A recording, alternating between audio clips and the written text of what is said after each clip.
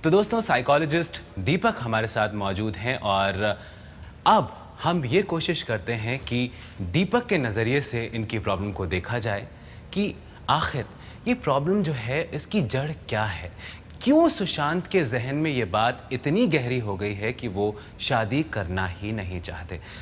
किसी भी तरह का कोई भी सवाल दीपक आप इनसे पूछना चाहेंगे? सवाल से पहले मैं आपको ये बता देना चाहता हूँ कि क्योंकि आप लोगों ने अपनी कंसेंट देकर यहाँ पर आए हैं, इसलिए हम ये पब्लिक के सामने डिस्कस कर रहे हैं शो। क्लिनिकल सेटिंग में कभी भी कोई केस हिस्ट्री डिस्कस नहीं की जाती है आइडेंटिटीज़ के साथ में। तो क्या आप मुझे कंसेंट देते हैं कि मैं आगे जाऊँ? जी। यस। Okay, all right. सो पहले मैं आपसे कुछ सवाल पूछना चाहूँगा और फिर हम देखेंगे कि किस हद तक हम इस प्रॉब्लम को समझ सकते हैं। ये प्रॉब्लम बिल्कुल ख़त्म हो जाएगी, इसका कोई गारंटी नहीं है, लेकिन ये क्या मैनेज हो सकती है उसको मैं उतना ही कर पाऊँगा जितना आप मुझे सपोर्ट करने की कोशिश करेंगे और जितना सच मुझे बताएंगे। क्योंकि मैं उसी सच के साथ काम कर सकता हूँ जो आप मुझे देंगे। खैर, पहली बात, आपका क्या राय है, आप क्यों शादी नहीं करना चाहते? Because I don't believe in the institution of marriage. Okay. मुझे ये शादी नाम की चीज़ पर बिल्कुल भरोसा ही नहीं है। ओके। और क्योंकि शादी करके प्यार खत्म हो जाता है और सभी रोते हैं। पर आपके पास क्या गारंटी है आपके साथ यही होगा? Actually I have some experience. मेरे पेरेंट्स, मैंने उनको देखा है, हमेशा लड़ाई होती रही, हमेशा झगड़े, वो सब मैंने देखा। और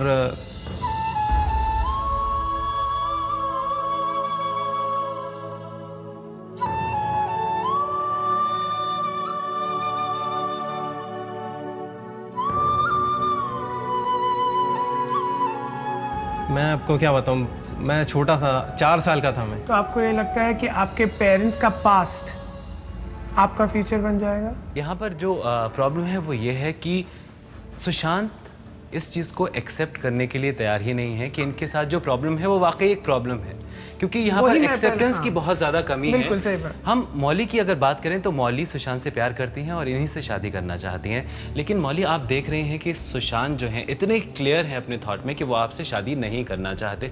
आप क्यों आखिर सिर्फ सुशांत से ही शादी करना चाहती है? आपने कहा कि आपने अपने फैमिली मेम्बर्स को बता दिया है। जिस तरह से आपने उन्हें शादी करवाने के लिए मना लिया, ना करने के लिए भी मना सकती हैं आप। फिर प्रॉब्लम क्या है आखिर?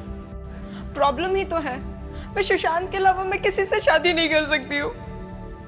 Cause I'm pregnant and don't want to.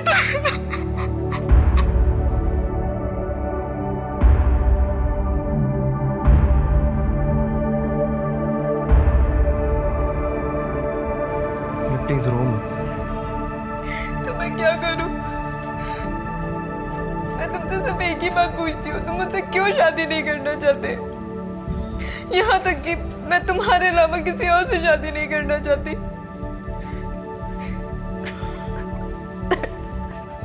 बार बार वही सवाल। क्यों मुझसे बार बार एक ही सवाल करती हो तुम? शादी शादी शादी। सर आप ही बताइए, शादी के अलावा अगर हम प्यार से रह रहे हैं, मैं इसको प्यार करता हूँ, हम लिव इन भी तो रह सकते हैं। लिव इन रिलेशनशिप में क्या बुराई है? दोस्तों, मौली को बहुत संभालने की कोशिश की, समझाने की कोशिश की, लेकिन प्रॉब्लम ही कुछ ऐसी है, इतना बड़ा इशू है कि शायद दिल संभाले नहीं संभलता। प्रॉब्लम है, हम मानते हैं कि प्रॉब्लम है, लेकिन साइकोलॉजी बिहाइंड लव के इस मंच से हमारी यही कोशिश है कि प्रॉब्लम चाहे कितनी ही बड़ी क्यों ना हो, उसको सॉल्व करने की एक कोशिश तो की जाए, शायद कोई सॉल्यूशन निकल ही आए। चलिए दीपक से जानते हैं कि इस प्रॉब्लम का सॉल्यूशन, इस प्रॉब्लम का हल अगर कुछ है तो वो क्या है, क्या किया जाए ऐसे में? मुझे वहाँ से केवल 2 प्रोमिनेंट इमोशंस दिख रहे हैं दोनों में। वो है डर, आप में है कमिटमेंट का डर और आप में है अलग होने का डर कि मैं अकेले कैसे जीवन जीऊँगी। और ये दोनों डर बहुत इरेशनल है, क्योंकि अगर कुछ गलत होना है, सही होना है, तो वो साथ में रहते हुए भी हो सकता है। बस एक नाम से आप इसलिए डर रहे हैं क्योंकि एक एडिशनल रिस्पॉन्सिबिलिटी आती है जिससे आप बंध जाते हैं। अग्री? राइट। अब आप क्या चाहते हैं? अच्छा मान लो अगर आज मैं आपको यहाँ रहते हुए किसी भी तरह से अभी थॉट एक्सपेरिमेंट करते हैं, किसी भी तरह से मैं आपको गारंटी दूं कि कुछ गलत नहीं होगा, तो आप शादी करने को तैयार होगे? थॉट एक्सपेरिमेंट में, हाइपोथेटिकली मे बी। तो इसने आपकी शादी करने की प्रोबेबिलिटी को बढ़ाया। तकलीफ आपके साथ क्या है कि आप जीवन से गारंटी मांग रहे हैं। जीवन HDFC की कोई लाइफ इंश्योरेंस पॉलिसी नहीं है जिससे आपको गारंटी मिलेगी। जीवन में केवल प्रोबेबिलिटी होती है कि किस प्रोबेबिलिटी पे मैं कौन सा डिसीजन लूं। दुनिया में जिस भी चीज में गारंटी मांगेंगे वहां आपको कमिटमेंट इशू होंगे। क्योंकि देखिए, हाँ मैं ये मानता हूँ कि मान लो कल को कुछ खराब हो जाता है तो आप इनको छोड़ के चले जाएंगे, किसी ने क्या पूछना है। लॉ नहीं होगी उसमें, कोई कोर्ट नहीं होगी, ये डिवोर्स के लिए कहीं अप्लाई नहीं कर सकती हैं, इनके कोई राइट्स नहीं होंगे, सेफ्टी, इनकी कोई सेफ्टी नहीं होगी। कल को मान लीजिए जैसे अभी आपने थोड़ी देर पहले कहा कि मैं भी नहीं चाहता ये बच्चा गिराएं जी, मैं भी नहीं चाहता कि अबॉर्शन करवाएं, तो आप उस बच्चे को किस तरह, मतलब लीगैलिटी में क्या होगा? क्योंकि लीगल प्रोटेक्शन नहीं होगी, क्योंकि मैरिज का रोमांस जितना बड़ा पार्ट है उतना लीगैलिटी भी है। लीगल प्रोटेक्शन, लीगल सेफ्टी, ये इतना ही बड़ा पार्ट है जी। लेकिन आप खुद अपने डर के मारे वो लीगैलिटी को अपने शादी में लाना नहीं चाहते हैं। जी मुझे वही लगता है, लेकिन getting married is so old fashion. मैं क्या ऐसा नहीं हो सकता कि हम लिव इन भी रह सकें? और मैं भी चाहता हूँ कि हमारी भी फैमिली हो, ये मेरे बच्चे की माँ बने, तो हम आगे बढ़े। लेकिन उसे बस एक सर्टिफिकेट ले आइए, कोर्ट के सामने शादी कर लीजिए। किसने कहा है आप ढिंडोरा पीटिए, बड़ी शादी कीजिए, सबको बुलाए? किसने कहा जी, है? मुझे- आपको ऐसा तो है नहीं, क्यों सुन रही हैं? ऐसा तो है नहीं कि आपको बहुत बड़ी शादी चाहिए, आपको बस ये चाहिए कि कोई तो सेफ्टी हो मेरे बच्चे की और मेरी। हाँ, ऐसा नहीं है कि आप 10,000 लोगों को अपनी शादी में बुलाना चाहती हैं। मैं चाहती हूँ कि लोग जाने कि वी आर मैरिड। हाँ, और वो पेपर पे होगा। तो देखिए, अभी हम अपने डर, इतना ज्यादा डर का इमोशन है कि हम इसमें कोई सोल्यूशन नहीं देख रहे हैं। हम बस अपनी प्रॉब्लम रिपीट कर रहे हैं अपने सर में और दूसरों के सामने, और हमें लग रहा है कि प्रॉब्लम रिपीट करने से हमारे पास सोल्यूशन आ जाएगा। प्रॉब्लम रिपीट करने से सोल्यूशन नहीं आएगा, पहली बात। जी। दूसरी बात, मैं आपसे ये पूछना चाहता हूँ कि आप लोग 3 साल से एक दूसरे के साथ रह रहे हैं, तो आपने इन 3 सालों में अभी प्रेग्नेंट होने का क्यों सोचा?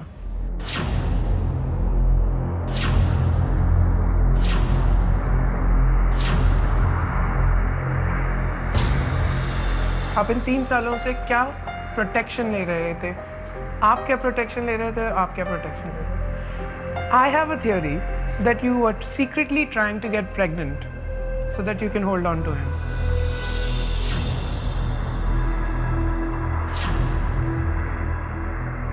ऐसा नहीं है, बस ये हो गया और मुझे खुद कुछ टाइम पहले ही पता चला। ठीक है, अब देखिए ऐसे केसेस में क्या होता है, जबकि हमारे पास ऐसी प्रेगनेंसी हो जो कि एक्सीडेंटल प्रेगनेंसी है, उसमें आप सामने वाले को ना तो बांध के रख सकते हैं, ना उसे रिस्पॉन्सिबल कर सकते हैं। आपको मैं केवल इसलिए रिस्पॉन्सिबल मान सकता हूँ क्योंकि आपने प्रोटेक्शन यूज नहीं किया, इसलिए आप रिस्पॉन्सिबल हैं। लेकिन आप वो रिस्पॉन्सिबिलिटी उनके ऊपर पूरी तरह से नहीं डाल सकती हैं।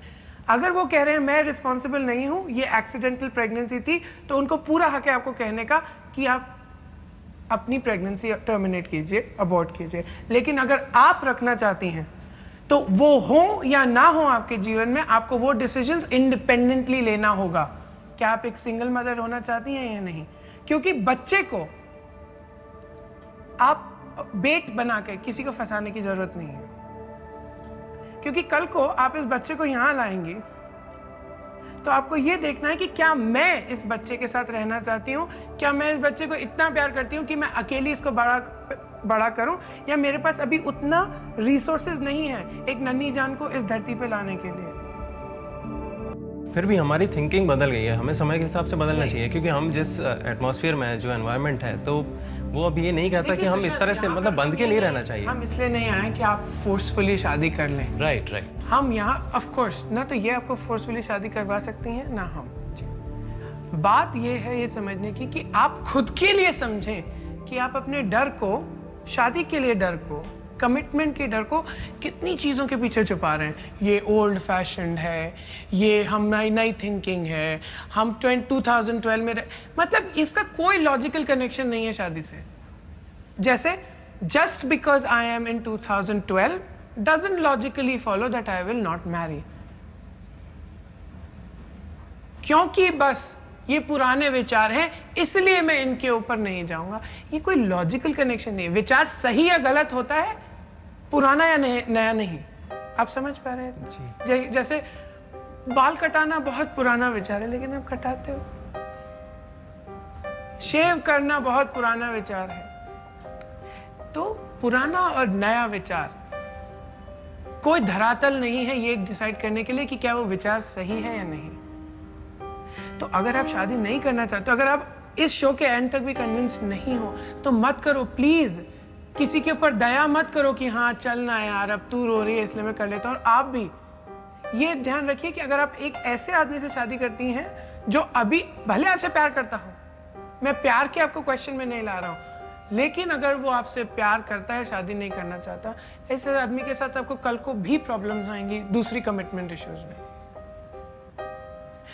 हाँ, मगर सुशांत को भी तो समझना चाहिए कि अगर वो प्यार करता है, अपनी रिस्पॉन्सिबिलिटी लेने को तैयार है, सब कुछ है, हर चीज़ से एग्री करता है कि मुझसे प्यार करते हैं, मेरी रिस्पॉन्सिबिलिटी लेने को तैयार है, बेबी को भी एक्सेप्ट कर रहे हैं, सब कुछ है, तो फिर शादी में क्या प्रॉब्लम है? ठीक है, मैं तो सिर्फ इन्हीं से शादी करना चाहती हूँ। मैं आपकी बात समझ गया कि आपकी आइडियल कंडीशन क्या होगी कि आपसे शादी कर लें।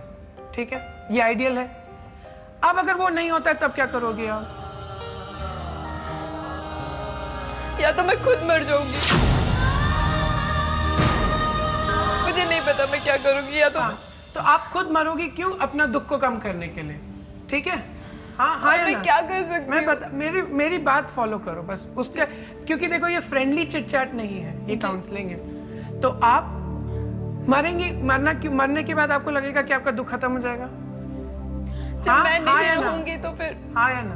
हाँ, उस दुख, खत्म हुए दुख को देखने के लिए आप यहाँ रहोगे? नहीं।